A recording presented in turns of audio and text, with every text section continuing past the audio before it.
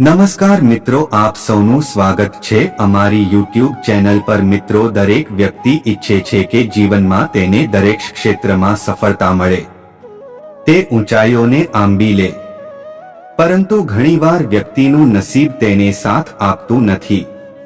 જ્યોતિષ શાસ્ત્રમાં ગાય સાથે જોડાયેલા કેટલાક ઉપાયો વિશે જણાવવામાં આવ્યું છે।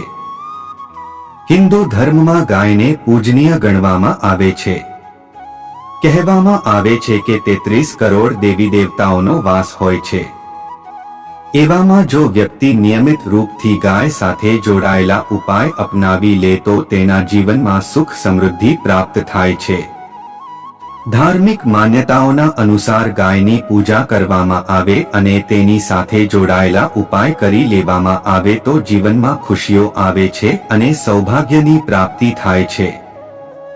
આજે અમે કેટલાક ઉપાયો વિશે જણાવીશું જેને દરરોજ કરવાથી તમારા દરેક કામમાં સફળતા પ્રાપ્ત થાય છે।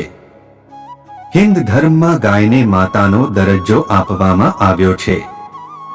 હિન્દુ ધર્મના અનુસાર જો નિયમિત રૂપથી ગાયની સેવા કરવામાં આવે તો વ્યક્તિના જીવનમાં કોઈ પણ પ્રકારની સમસ્યાનો સામનો કરવો પડતો નથી। સનાતન ધર્મમાં માનવામાં આવ્યું છે કે ગાય સાથે જોડાયેલી દરેક વસ્તુ જેમ કે દૂધ, ગૌમૂત્ર, છાણ વગેરેને પણ ગાય જેટલું જ શુભ ગણવામાં આવે છે। એવામાં જ્યોતિષ શાસ્ત્રના અનુસાર દરરોજ સવારે ગાય સાથે જોડાયેલા કેટલાક ઉપાય વ્યક્તિ કરી લેશે તો તેના જીવનમાં દરેક ક્ષેત્રમાં સફળતા મળશે, સાથે જ દરેક દુઃખ દૂર થઈ જશે। દરરોજ કરો ગાય સાથે જોડાયેલા આ જ્યોતિષ ઉપાય। જ્યોતિષ શાસ્ત્રના અનુસાર દરરોજ સવારે સ્નાન કર્યા બાદ ગાયની પૂજા કરવી જોઈએ। તેનાથી તમામ દેવી દેવતાઓના આશીર્વાદ પ્રાપ્ત થાય છે। પુરાણોમાં કહેવામાં આવ્યું છે કે ગાયમાં 33 કરોડ દેવી દેવતાઓનો વાસ હોય છે। કહેવામાં આવે છે કે ગાયની પૂજા કરનાર વ્યક્તિને જીવનમાં ક્યારેય પૈસાની તંગનો સામનો કરવો પડશે નહીં।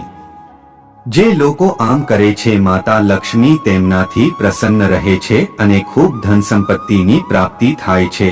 બુધવારના દિવસે ગાયને લીલું ઘાસ ખવડાવવાથી વ્યક્તિના જીવનમાં કોઈ સંકટ આવતું નથી, સાથે જ કુંડળીમાં બુધ ગ્રહણ પણ મજબૂત થાય છે। કહેવામાં આવે છે કે ગાયની પીઠ પર ઉપસેલા ભાગને પંપાળવાથી વ્યક્તિ રોગોથી બચે છે। કહેવામાં આવે છે કે આ સ્થાન સૂર્યકેતુ નાડી હોય છે, જે વ્યક્તિના સ્વાસ્થ્યને મજબૂત કરે છે। જો કોઈ જાતકની કુંડળીમાં ગ્રહ નબળા છે અને અશુભ ફળ આપી રહ્યા છે તો એવામાં કાળી ગાયની પૂજા કરવી જોઈએ। આમ કરવાથી ગ્રહોનો દુષ્પ્રભાવ દૂર થાય છે, સાથે જ વ્યક્તિને દુશ્મનો પર જીત મળે છે। મિત્રો, તમને આ વિડિયો પસંદ આવ્યો હોય તો વિડિયોને લાઈક કરી ચેનલને સબસ્ક્રાઇબ કરવાનું ભૂલતા નહીં અને કોમેન્ટમાં જય લક્ષ્મી માતા લખતા જજો।